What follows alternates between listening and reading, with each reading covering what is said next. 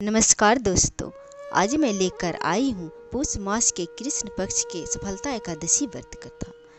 इस व्रत के करने से मनुष्य के समस्त मनोकामना पूर्ण होते हैं और अनंत फल की प्राप्ति होते हैं। इस व्रत के करने से सभी पूर्वज का उद्धार होते हैं। सभी पूर्वज नरक से मुक्त होकर विष्णु लोक को प्राप्त होते हैं। इस व्रत को जरूर करना चाहिए। अगर इस व्रत को करने में असमर्थ हैं और न कर पा रहे हैं तो इस व्रत के कथा जरूर सुनें और इस दिन सात्विक शुद्ध भोजन करें। इस दिन तामसिक भोजन का प्रयोग न करें। इस दिन भगवान विष्णु के पूजा और आराधना करें। ऐसा करने से व्रत के फल प्राप्त होते हैं और अनंत पुण्य की प्राप्ति होते हैं। इस व्रत को जरूर रखना चाहिए। इस व्रत के कथा इस प्रकार है। महिषमान नाम का एक राजा था।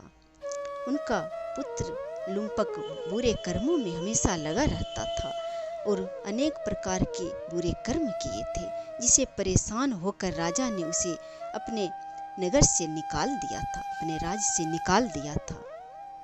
तब राजा के पुत्र लुम्पक जंगल में जाकर अपने जीवन व्यतीत करने लगा।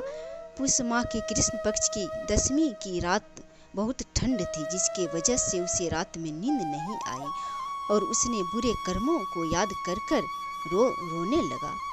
एकादशी के सुबह ठंड के प्रकोप से उसे मूर्छा आ गया और वे बेहोश हो गए।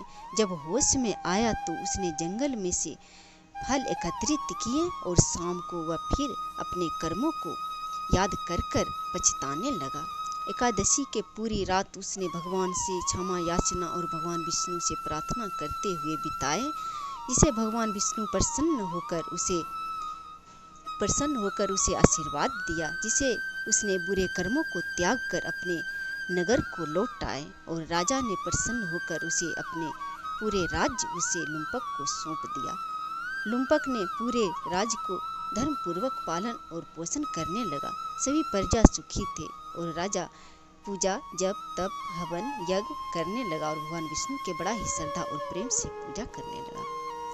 कुछ दिनों तक राज्य को धर्म पूर्वक चलाया। उसके बाद फिर राज्य को त्याग कर जंगल में जाकर तप करने लगा, जिसे भगवान विष्णु प्रसन्न हो गए और उसे मोक्ष की प्राप्ति हुआ और विष्णु लोक को गमन किया।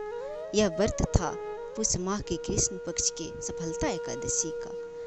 यह कथा अच्छा लगा हो तो लाइक और शेयर करें। जय श्री हरि।